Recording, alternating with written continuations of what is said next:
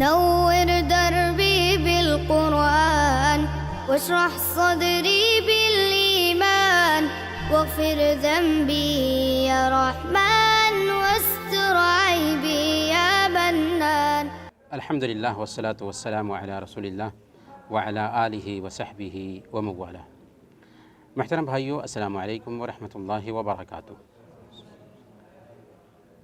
آج ہم 28ویں پارہ سے چند آیات سمجھیں گے اور اس پارہ میں 9 صورتیں ہوں گی. سب سے پہلے سورہ المجادلہ ہے. اس کی آیت نمبر 1 سے لے کر کے آگے تک ظہار کے احکام بیان کیے گئے ہیں. اللہ فرماتا ہے قد سمع اللہ قول التی تجادلک فی زوجها وتشتکی الی اللہ واللہ یسمع تحاورکما ان اللہ سمیع بصیر.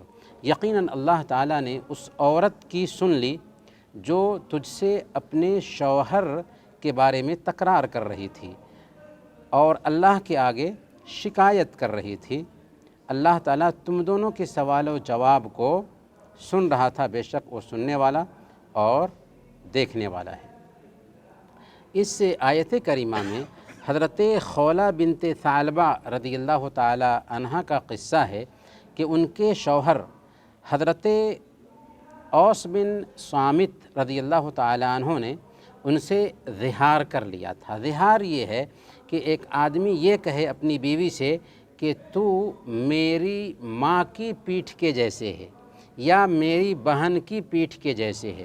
تو اگر کوئی آدمی اس طرح کا لفظ استعمال کر لیتا ہے اپنی بیوی کے لیے تو اس کو ظہار کہتے ہیں، اور زمانے جاہلیت میں اس کو طلاق سمجھا جاتا تھا. چنانچہ جب ان کے شوہر نے ایسا کہہ دیا تو وہ پریشان ہو کر کے اللہ کے نبی صلی اللہ علیہ وسلم کی خدمت میں آئی اور بحث کرنے لگیں کہ میرا کیا حل ہے، بتائیے، میرے چھوٹے چھوٹے بچے ہیں اور ہماری عمر زیادہ ہو چکی ہے، اب ہم کہاں جائیں گے، ہمارے بچوں کی کفالت کون کرے گا.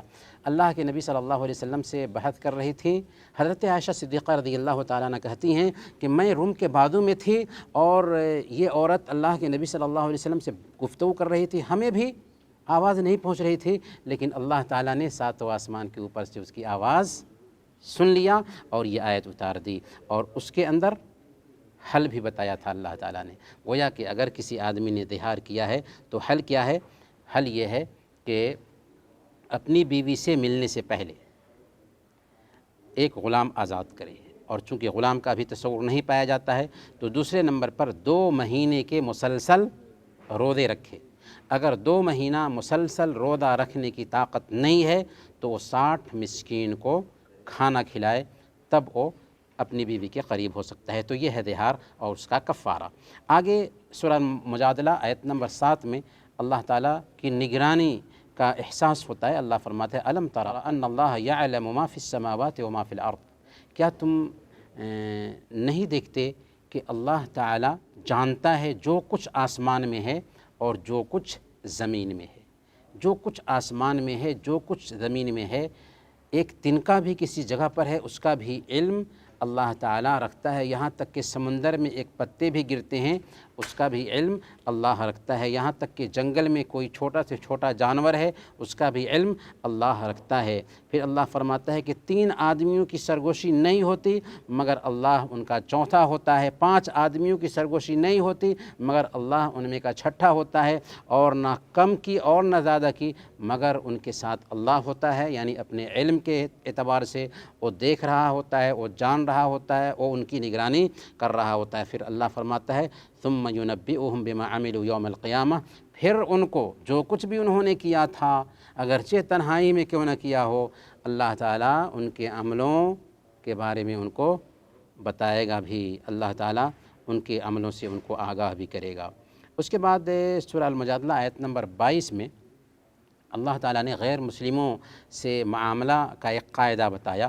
لا تجد قوم یؤمنون باللہ والیوم الآخر یوادون من حاد اللہ ورسولہ ولو كانوا آباءهم او ابناءهم او اخوانهم او عشیرتهم. جو لوگ اللہ پر ایمان رکھتے ہیں اور آخرت کے دن پر ایمان رکھتے ہیں ان کو آپ نہیں پائیں گے کہ ان لوگوں سے دوستی رکھتے ہوں گے جو اللہ اور اس کے رسول کے دشمن ہیں.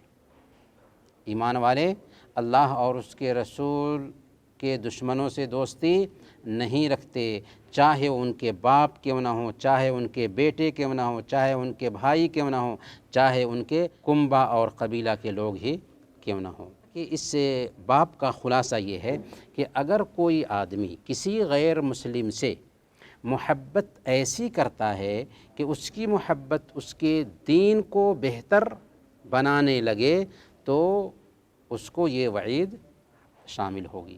لیکن اگر کوئی ایسے غیر مسلم سے جو ہمارے ساتھ اچھا ہے، وہ ہم سے دشمنی نہیں رکھتا، اس کے ساتھ اچھا معاملہ کرتا ہے، یا اس کے اگر رشتہ دار ہے ان سے دلی محبت رکھتا ہے اور حسن معاملہ کرنا چاہتا ہے، تو اسلام اس کو سراہتا ہے، بلکہ اسلام اس پر ابھارتا ہے۔ اللہ فرماتا ہے سورہ الممتحنہ آیت نمبر 8 میں، لا ينهاكم الله عن الذين لم يقاتلوكم في الدين ولم يخرجوكم من دياركم ان تبروهم وتقسطوا اليهم ان الله يحب المقسطين۔ جن لوگوں نے تمہیں تمہارے گھروں سے نہیں نکالا اور تم سے جنگ نہیں کی، ان کے ساتھ اللہ تعالیٰ اچھا معاملہ کرنے اور انصاف کا معاملہ کرنے سے اللہ تمہیں نہیں روکتا۔ گویا کہ جو غیر مسلم ہمارے ساتھ رواداری برتتے ہیں، جو غیر مسلم ہمارے ساتھ اچھے طریقے سے پیش آتے ہیں، اسلام ہمیں آگے بڑھ کر کے ان کے ساتھ اچھا معاملہ کرنے کا حکم دیتا ہے۔ لیکن دلی محبت ایسی نہ ہو جائے ان سے کہ ہم ان کے دین کو بہتر سمجھ لیں، تو وہاں پر اسلام ہمارے لیے رکاوٹ ڈالتا ہے کہ نہیں، ایسا نہیں ہونا چاہیے۔ آگے سورہ الحشر ہے، سورہ الحشر کی آیت نمبر 7 میں اللہ تعالیٰ نے بیان فرمایا کہ لا یکون دولتن بین الاغنیاء منکم۔ اس میں اللہ تعالیٰ نے دراصل مال کا فلسفہ بتایا ہے کہ مال ایک ہی جگہ سمٹ کر نہ رہ جائے۔ آج سرمایہ دارانہ نظام میں کیا ہوتا ہے کہ چند لوگ مالدار سے مالدار تر ہو رہے ہیں اور اکثر لوگ غریب سے غریب تر ہوتے جا رہے ہیں۔ اسلام کا فلسفہ یہ ہے کہ سب لوگ شرافت سے زندگی گزاریں، اس لیے زکوٰۃ کا سسٹم رکھا گیا ہے، اور کاروبار میں بھی سود کی حرمت بیان کی ہے۔ اسلامی نظام جب لاگو ہوتا ہے تو پیسے چند لوگوں کے ہاتھوں میں سمٹ کر کے نہیں ہوتے، تو اللہ فرماتا ہے تاکہ مال چند لوگوں کے ہاتھوں میں گردش نہ کرتے رہیں، بلکہ سب لوگوں کے ہاتھ میں پیسے جائیں۔ اس کے بعد اسی میں اللہ تعالیٰ فرماتا ہے وما آتاکم الرسول فخذوہ وما نہاکم عنہ فانتہوا۔ رسول تمہیں جو دے دیں اسے لے لو، اور جس سے روک دیں اس سے اپنے آپ کو روک لو۔ گویا کہ ہمارے لیے آئیڈیل پیارے نبی صلی اللہ علیہ وسلم ہے۔ آپ نے جن کاموں کا حکم دیا انہیں ہم کریں گے، اور جن کاموں سے روک دیا ہے ان سے ہم اپنے آپ کو روک لیں گے۔ سورہ الحشر آیت نمبر 9 میں ایثار اور قربانی کا ایک قصہ بیان کیا گیا ہے، وَيُؤْثِرُونَ عَلَىٰ أَنفُسِهِمْ وَلَوْ كَانَ بِهِمْ خَصَاصَةٌ۔ وہ اپنے اوپر دوسروں کو ترجیح دیتے ہیں چاہے خود ہی کتنی سخت ضرورت میں کیوں نہ ہو۔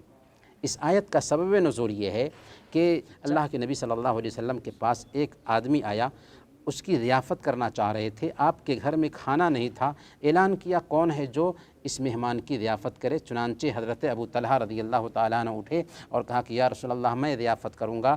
چنانچہ مہمان کو لے کر جاتے ہیں، گھر میں پوچھتے ہیں کھانے کے لیے کچھ ہے، کہا کہ گھر میں بچوں کے کھانے کے لیے بس ہے ایک آدمی کا کھانا۔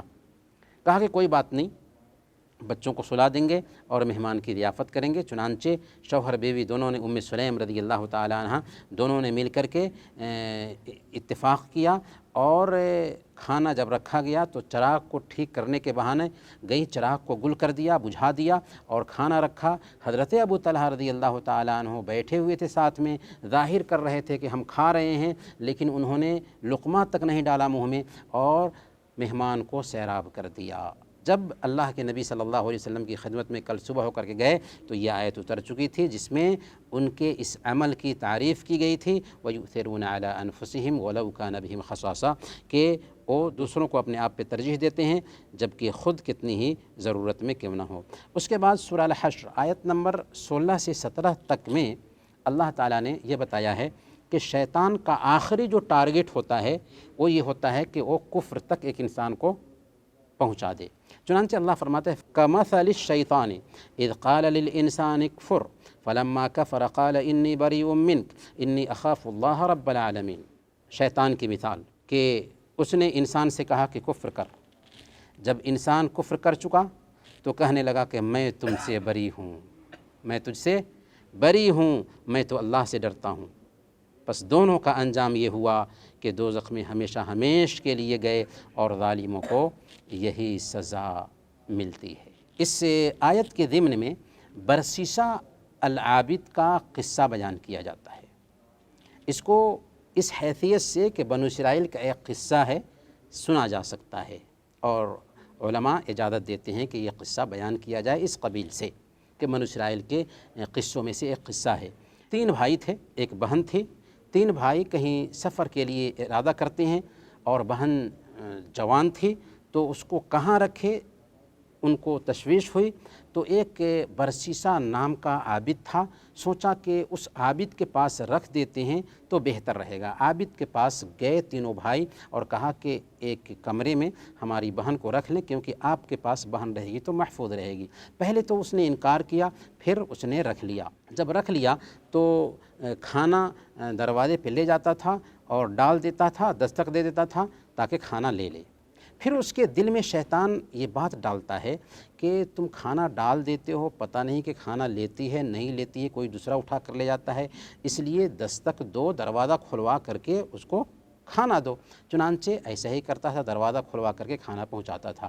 پھر شیطان اس کے ذہن میں بات ڈالا کہ بہتر ہوگا کہ عورت اکیلی رہتی ہے، بچی اکیلی ہے، اور تم تو عابد ہو، تم اگر اس کے ساتھ کبھی بیٹھو، اس کے دل کی بات سنو تو بہتر رہے گا تاکہ اس کا بھی دل بہل سکے۔ چنانچہ وہ اس نیت سے ایسا بھی کرنے لگا۔ پھر شیطان نے اس کو اکسایا یہاں تک کہ اس بچی کے ساتھ اس نے منہ کالا کر لیا۔ پھر جب اس عورت سے ایک بچہ پیدا ہوا تو شیطان نے اس کے پاس اگر کہا کہ دیکھو بچہ پیدا ہو چکا ہے، اگر تم بچے کو نہیں مارو گے تو تمہاری ذلت اور رسوائی ہوگی۔ چنانچہ بچے کو بھی اس نے مار دیا۔ پھر شیطان نے آ کر کے اس کو سمجھایا کہ ابھی بھی مسئلے کا حل نہیں نکلے گا، ہو سکتا ہے کہ عورت بھی تمہارے راز کو کھول دے، اس لیے عورت کو بھی مار دو۔ چنانچہ اس نے اس عورت کو بھی مار دیا، بچے کو بھی مار دیا اور ایک جگہ پر دفن کر دیا۔ جب اس کے بھائی تینوں بھائی آئے تو اس سے پوچھا کہ میری بہن کہاں ہے، تو اس نے کہا کہ مر گئی، جس کی وجہ سے ہم نے دفن کر دیا ہے۔ اب ان لوگوں کو بھی اطمینان ہو گیا کہ یہ تو راہب ہے، صحیح کہتا ہوگا، لیکن شیطان ان لوگوں کے خواب میں آیا اور شیطان نے آ کر کے کہا کہ بھئی تمہاری بہن مری نہیں ہے، بلکہ برسیسہ عابد نے تمہاری بہن کے ساتھ زنا کیا، بچہ پیدا ہوا، بچے کو تمہاری بہن کو مار دیا ہے اور فلاں جگہ پر دفن کر دیا ہے، جا کر کے دیکھو۔ ان لوگوں نے جا کر کے دیکھا تو واقعی حقیقت ایسی ہی ظاہر ہوئی۔ چنانچہ اس کو سزا دینے کے لیے بادشاہ کے پاس لے جایا گیا۔ جب سزا دی جا رہی تھی تو اس وقت شیطان اس کے پاس آتا ہے اور کہتا ہے کہ تم مجھے پہچانتے ہو میں کون ہوں؟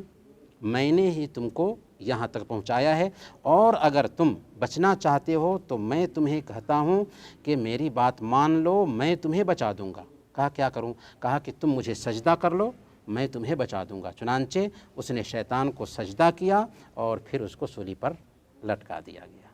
تو اس طریقے سے شیطان اس وقت تک اس کو نہیں بخشا جب تک کہ وہ کفر نہ کر لے۔ تو میرے بھائیوں، یہ شیطان کی سازش ہوتی ہے، اس میں سبق ہے، میسیج ہے کہ فتنے کی جگہ سے ایک انسان کو بچنا چاہیے۔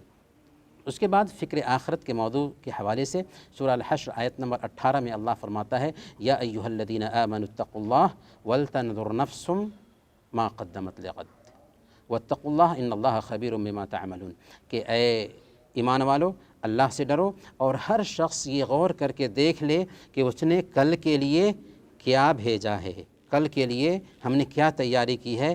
ہر شخص یہ غور کر کے دیکھ لے، اپنے دامن میں جھانک کر کے ہر شخص دیکھے کہ اس نے آخرت کی کیا تیاری کی ہے، اور اللہ سے ڈرو، بے شک اللہ تعالیٰ ان ساری چیزوں سے باخبر ہے جو تم کرتے ہو، چاہے سامنے میں کریں چاہے اکیلے میں کریں، اور اس کا اللہ تعالیٰ حساب بھی لینے والا ہے۔ اللہ سورہ الحشر آیت نمبر 21 میں فرماتا ہے کہ اگر قرآن پہاڑ پر اتارا جاتا تو کیا ہوتا پہاڑ کو؟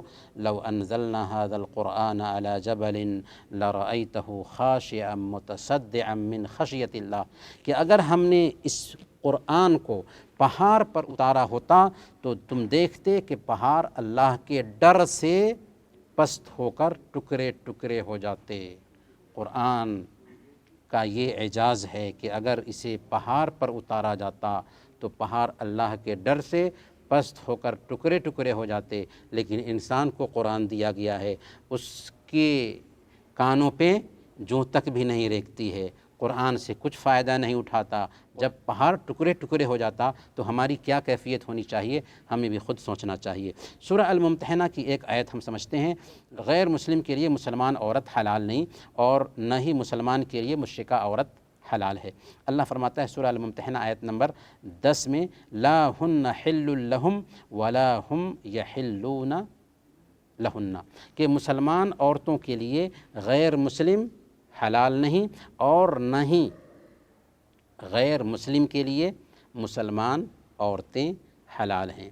ولا تمسکوا بعصم الکوافر، اسی طریقے سے اللہ یہ بھی فرماتا ہے کہ تم کافر عورتوں سے شادی مت کرو، یعنی کسی غیر مسلمہ عورت سے شادی کرنا ایک مسلمان کے لیے جائز نہیں، سوائے یہ کہ اگر وہ عورت اہل کتاب میں سے ہو تو اہل کتاب کی عورتوں سے شادی کرنا جائز ہے، لیکن عام مشرکہ عورتوں سے شادی کرنا جائز نہیں ہے۔ سورہ صف کی آیت نمبر 2 اور 3 میں اللہ فرماتا ہے کہ جو تم کہتے ہو وہ کرتے کیوں نہیں؟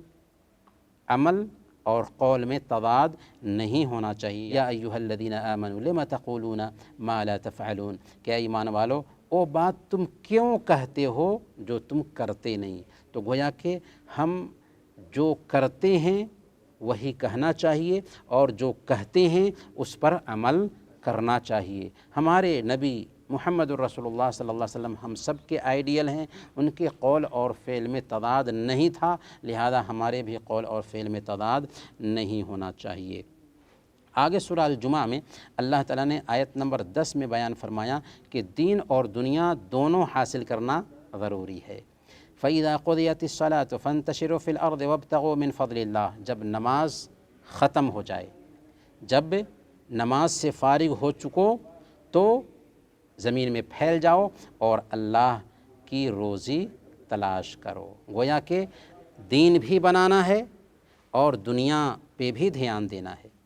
ایسا نہیں کہ دین کرنے کی وجہ سے دنیا کو ہم نظر انداز کر دیں، اور ایسا بھی نہیں کہ دنیا میں اتنے لگیں کہ دین ہمارا چھوٹ جائے، دونوں ایک ساتھ ہونا چاہیے۔ سورہ المنافقون کی آیت نمبر 8 میں اللہ تعالیٰ نے بیان فرمایا منافقین کے بارے میں، یقولون لئن رجعنا الی المدینۃ لیخرجن الاعز منها الاضل، وہ کہتے ہیں کہ جب ہم مدینہ لوٹ کر جائیں گے نا تو ہم میں کا عزیز شخص، عزت دار شخص ذلیل کو مدینہ سے باہر نکال دے گا۔ اس آیت کریمہ کا پس منظر کیا ہے؟ غزوہ مریسی کے موقع سے ایک انصاری اور ایک مہاجر دونوں کے بیچ اختلاف ہو گیا، جھگڑا ہو گیا۔ انہوں نے انصاری کی دہائی دی، انہوں نے مہاجرین کی دہائی دی۔ اللہ کے نبی صلی اللہ علیہ وسلم سنتے ہیں تو کہتے ہیں دعوها فإنها منتنہ، اس طرح کی باتیں مت کرو، یہ گندی باتیں ہیں، یہ گندی چیزیں ہیں۔ لیکن اس موقف سے فائدہ اٹھایا تھا رئیس المنافقین عبداللہ بن ابی نے۔ اس نے کہا کہ سم من کلبک یاکلک، اپنے کتے کو موٹا کرو کہ ایک وقت آئے گا کہ وہ تم کو کھا جائے گا۔ تم نے ان لوگوں کو جگہ دی مدینہ میں اور آج آ کر کے تمہارے اوپر چڑھ رہا ہے۔ وہی بات اس نے کہی تھی کہ جب ہم مدینہ جائیں گے تو ہم میں کا جو عزیز ہے، مراد لے رہا تھا مدینہ والے، وہ ذلیل کو مراد لے رہا تھا صحابہ کرام جو ہجرت کر کے مدینہ آئے تھے، ذلیل کو یہاں سے نکال دے گا۔ اللہ نے فرمایا وَلِلَّهِ الْعِزَّةُ وَلِرَسُولِهِ وَلِلْمُؤْمِنِينَ، عزت اللہ کے لیے ہے، اس کے رسول کے لیے ہے اور ایمان والوں کے لیے ہے۔ وَلَكِنَّ الْمُنَافِقِينَ لَا يَعْلَمُونَ، لیکن منافقین جانتے نہیں ہیں۔ یاد رکھیں اسی منافق کا بیٹا، ان کا بھی نام عبداللہ تھا، جب یہ بات سنتا ہے تو مدینہ کے دروازے پہ تلوار لے کر کھڑا ہو جاتا ہے اور کہتا ہے کہ اے منافق، تم اس وقت تک مدینہ میں داخل نہیں ہو سکتے جب تک کہ رسول اللہ صلی اللہ علیہ وسلم تجھے اجازت نہ دے دے۔ اللہ کے نبی صلی اللہ علیہ وسلم نے اجازت دیا تب مدینہ میں داخل ہونے کی اجازت دی تھی۔ تو یہ ہے ایمان۔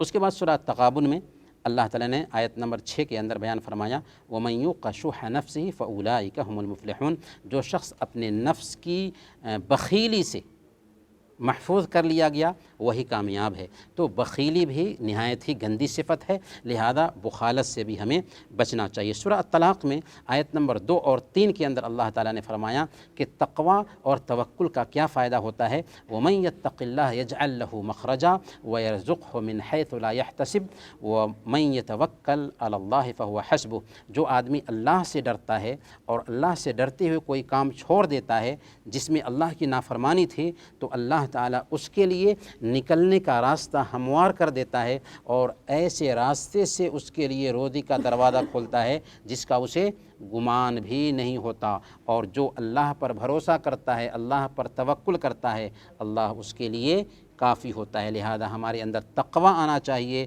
ہمارے اندر یہ صفت پیدا ہو کہ ہم اسباب اختیار کرتے ہوئے اللہ پر بھروسہ کریں۔ اور آخری جو سورہ ہے سورہ التحریم ہے، اس کی آیت نمبر 1 میں اللہ تعالیٰ نے بیان فرمایا، یا ایھا النبی لم تحرم ما احل اللہ لک تبتغی مرضات ازواجک، کہ اے نبی جس چیز کو اللہ نے آپ کے لیے حلال کیا ہے اسے آپ اپنے اوپر حرام کیوں ٹھہراتے ہیں؟ اس کا پس منظر یہ ہے، صحیح بخاری اور صحیح مسلم میں یہ واقعہ آیا ہے کہ اللہ کے نبی صلی اللہ علیہ وسلم نے حضرت زینب بنت جحش کے پاس شہد پیا تھا، تو حضرت عائشہ اور حضرت حفصہ رضی اللہ عنہما نے آپس میں اتفاق کیا کہ جب اللہ کے نبی صلی اللہ علیہ وسلم ہم لوگوں کے پاس آئیں گے تو ہم ان سے کہیں گے کہ آپ کے منہ سے مغافیر کی بو آ رہی ہے۔ چنانچہ عائشہ رضی اللہ تعالی عنہا نے بھی یہی کہا، حفصہ رضی اللہ تعالی عنہا نے بھی یہی کہا۔ تب اللہ کے نبی صلی اللہ علیہ وسلم نے ان دونوں سے کہا تھا کہ دیکھو میں قسم کھاتا ہوں کہ اب میں زینب کے پاس شہد نہیں پیوں گا اور یہ بات اس سے شیئر مت کرنا۔ اللہ رب العالمین نے یہ آیت اتار دی اور نبی کو بھی تنبیہ کیا کہ آپ کے لیے ایسا کرنا مناسب نہیں تھا کہ حلال چیز کو اپنے اوپر بیویوں کی بات رکھنے کے لیے حرام کر لیں۔ اور پھر کفارہ کا بھی اس میں حکم آیا ہے، کیونکہ اگر کوئی آدمی قسم کھا لیتا ہے تو کفارہ دے گا۔ سورہ تحریم آیت نمبر 6 میں اللہ تعالیٰ نے فرمایا کہ اپنے گھر کی بھی خبر لو، اپنے گھر کی خبر لو، یا ایھا الذین آمنوا قوا انفسکم واہلیکم نارا وقودھا الناس والحجارہ علیہا ملائکۃ غلاظ شداد لا یعصون اللہ ما امرہم ویفعلون ما یؤمرون، کہ اے ایمان والو اپنے آپ کو اور اپنے گھر والوں کو اس آگ سے بچاؤ جس کا ایندھن انسان ہیں اور پتھر ہیں۔ خود بھی بچنا ہے اور اپنے گھر والوں کو بھی جہنم کی آگ سے بچانا ہے۔ ایسا نہیں کہ ہم نمازی ہیں اور گھر والوں سے غافل ہو جائیں۔ اللہ کے ہاں ہمارے گھر والے بھی ہمارا دامن پکڑ کر کے کہیں گے کہ اللہ اس نے خود تو اپنے آپ کو ٹھیک رکھا تھا لیکن ہماری تربیت کی طرف دھیان نہیں دیا تھا، لہذا خود بھی بچنا ہے، اپنے بچوں کی دینی تربیت پر خاص دھیان دینا ہے۔ اور آخری جو نقطہ ہوگا آج کا سورہ تحریم آیت نمبر 10 سے 11 تک میں اللہ تعالیٰ نے بیان فرمایا، ضرب اللہ مثلا للذین کفروا، کافروں کے لیے اللہ تعالیٰ نے مثال بیان کیا ہے۔ کس چیز کی مثال؟ حضرت نوح علیہ السلام کی بیوی اور حضرت لوط علیہ السلام کی بیوی کا، کہ یہ دونوں نیک بندے کے پاس تھیں لیکن جہنم میں گئیں۔ نیک بندے کے پاس ہونا کچھ بھی فائدہ نہ دے سکا۔ اور اللہ فرماتا ہے آگے، وَضَرَبَ اللَّهُ مَثَلًا لِلَّذِينَ آمَنُوا امْرَأَتَ فِرْعَوْنَ، لیکن ایمان والوں کے لیے اللہ تعالیٰ مثال بیان کرتا ہے فرعون کی بیوی کی، کہ فرعون کی بیوی اپنے آپ کو خدا کہنے والے کے پاس تھی لیکن ایمان تھا تو جنت میں جانے والی ہے۔ نبی کے گھر میں بھی پلنے والی اگر اولاد ہو یا اس کی بیویاں ہوں، اگر ایمان پر نہیں تو جہنم میں جائیں گی، اور کافر اور مشرک کے گھر میں بھی اگر اس کی بیوی ایمان والی ہے تو وہ جنت میں جانے والی ہے۔ تو اصل ہے ایمان۔ اللہ تعالی ہم سب کو قرآن کریم کو سمجھنے اور اس پر عمل کرنے کی توفیق عطا فرمائیں۔ آمین۔ وصلی اللہ علی نبینا محمد وعلی آلہ وصحبہ اجمعین۔